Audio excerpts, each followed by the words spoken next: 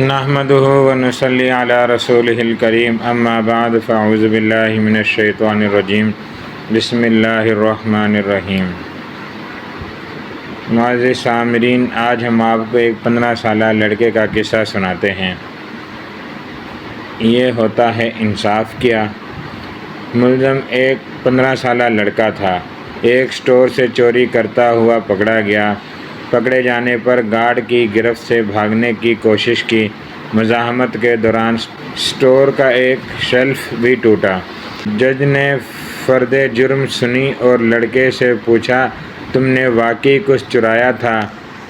Bread اور پنیر کا packet لڑکے نے اعتراف کر لیا۔ کیوں؟ مجھے ضرورت تھی، لڑکے نے مختصر جواب دیا۔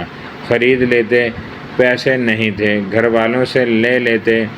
گھر پر صرف ماں ہے، بیمار ہے، اور میں بے روزگار ہوں۔ بریڈ اور پنیر اس کے لیے چرائی تھی۔ تم کچھ کام کیوں نہیں کرتے؟ کرتا تھا ایک کار واش میں۔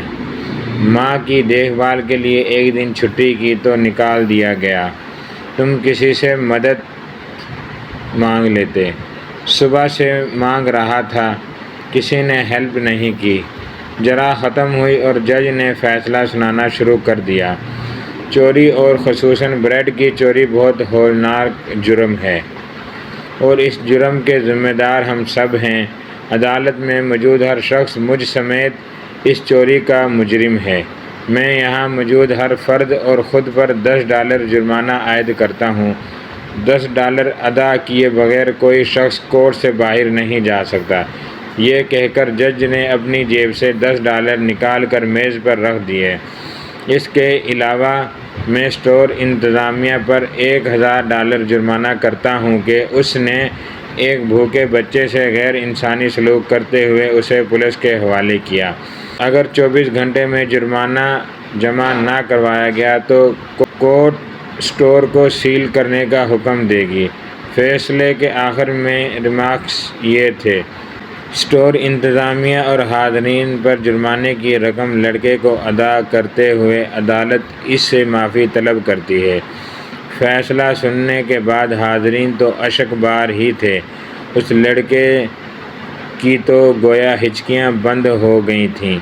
وہ بار بار جج کو دیکھ رہا تھا۔ کفر کے معاشرے میں ایسا نہیں پھل پھول رہے ہیں۔ کفر کے معاشرے میں ایسے ہی نہیں پھل پھول رہے ہیں۔ اپنے شہریوں کو انصاف ہی نہیں، عدل بھی فراہم کرتے ہیں۔ معزز سامعین، ہم بھی غریب غربا کا خیال رکھیں تو اللہ تعالیٰ اس کا اجر ہمیں قیامت کے دن دے گا۔ اگر آپ کو ہماری یہ ویڈیو پسند آئے تو اس کو آگے شیئر کیجیے، ہمارے چینل کو سبسکرائب کرنا نہ بھولیے۔